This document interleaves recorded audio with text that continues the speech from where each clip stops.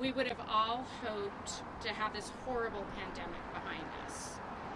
Sadly, that's just not the case. We must continue to address this challenge with urgency and vigilance. Now, this challenge gives us all an opportunity to participate, to be a part of the solution. The public, community partners, and government each have a role in combating COVID-19. So what can you do? Well, first of all, wear masks.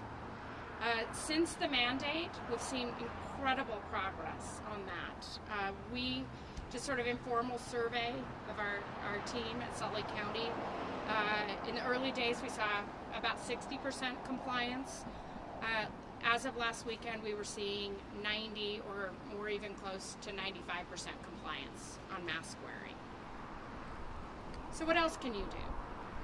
You can keep your personal interactions as limited as possible, regardless of the color, whether you're in yellow or orange.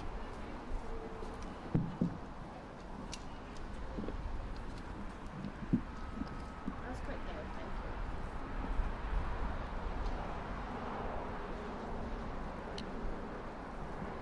So what can you do? You can keep your personal interactions to a minimum, regardless of whether or not we're in yellow or in orange. You can practice good judgment and limit your personal connections to immediate family wherever possible. It's not the year for those big family reunions. We know that those situations, without intent, can lead to the spread of COVID-19.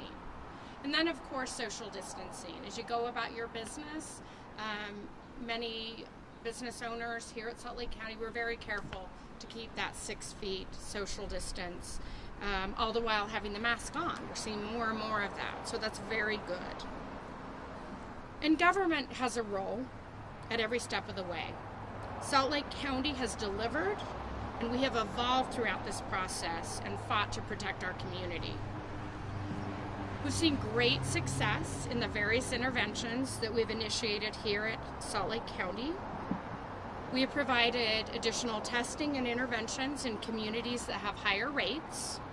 We've implemented systems for our vulnerable populations, and we've provided targeted testing. And as evidence of our success, we only have one person who faces homelessness with COVID-19 right now.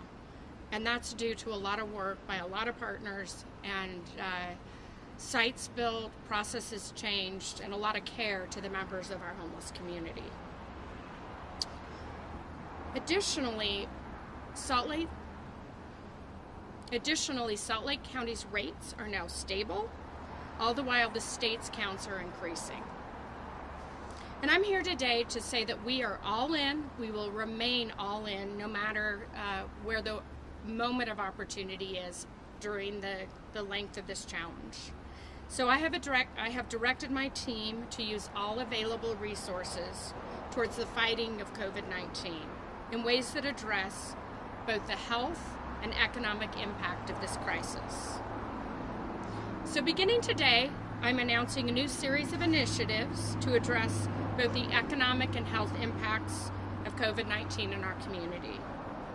My first directive is to create more than 125 new short-term positions to assist our health department in contact tracing, quarantine and isolation operations, sheltering, testing, logistics, and other pandemic support positions. We will also expand our economic recovery operations with greater emphasis there. And we are reaching out with a specific call to our diverse communities.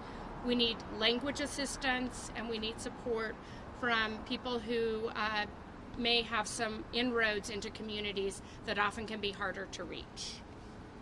So this will be the largest hiring group of COVID-19 related workers deployed in the state of Utah for COVID-19. These new workers will allow us to expand our efforts to do even more as we see cases higher, and they will also provide relief to our health department workers who have literally moved mountains over the past years, expanded how they do things, and they have been working overtime. So they deserve a break, and this additional recruitment will allow for that break.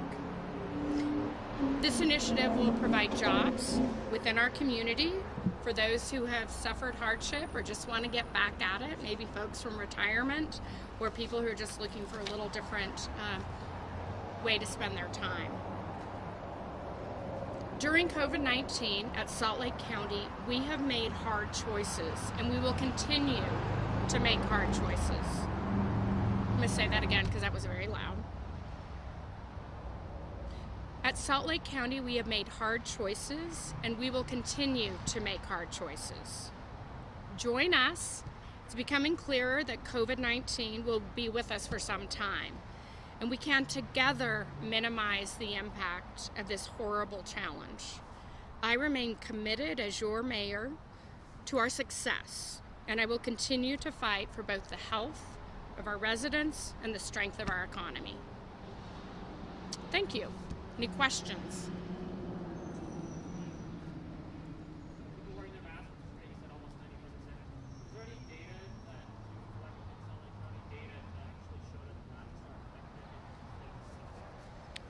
So we have seen our case count lowering over the past week. All the while, we haven't seen that at the state, unfortunately. We would not yet say it's due to the mask mandate. We need a little more time to measure data. Remember that the length of the virus, when someone unfortunately is positive, is about 14 days on average. So we sort of need that 14-day window since the implementation to begin to count. And we don't want to give you the count on day one. So we need another week, and we're committed to a press conference next week where we'll be discussing data and our progress from that point of view. Any other questions? How do you see the Hispanic population being so vulnerable to the COVID right now? Yeah. So unfortunately, when we started to see cases roll out in March, we became aware as soon as we were able to collect more background on the individuals that unfortunately we're seeing a disproportionate impact on the Latinx community, and that's of great concern. We know that community has barriers. We also know that we have an incredibly committed working class of people in our community who happen to be Latinx and could not social distance and basically take the break that many of us were able to take when our business operations kind of winded down.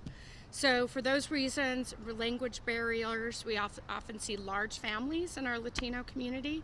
So with that, we're seeing higher rates. What Salt Lake County's done is looked at zip codes in need. We often see the highest cases within zip codes that we do have a lot of members of our minority communities and the Latinx communities. So we've added testing weekly and even daily in those communities. And you know, we learned that at a point in time that we started to roll out these interventions, the general community was looking for more testing. So we've been even more selective in how we market to bring the right population in. The other thing that's important to emphasize is we first and foremost care about the health of our residents in our community. I personally am not concerned, and neither is our health department, about people's status. If you're ill, come in and be tested. It's a safe place.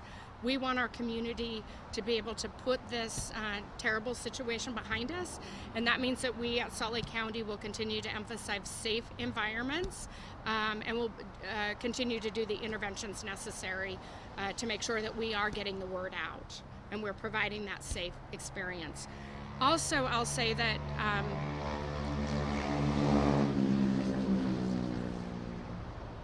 rising counts of a few weeks ago, and again, we're stable right now, but the rising counts led us to the work that we're announcing today. We're doubling down on systems and methods and increasing the amount of emphasis, and that will allow us to do more and do more to not just our ethnic communities and the Latinx community, but areas where we see higher rates, and double down on those efforts.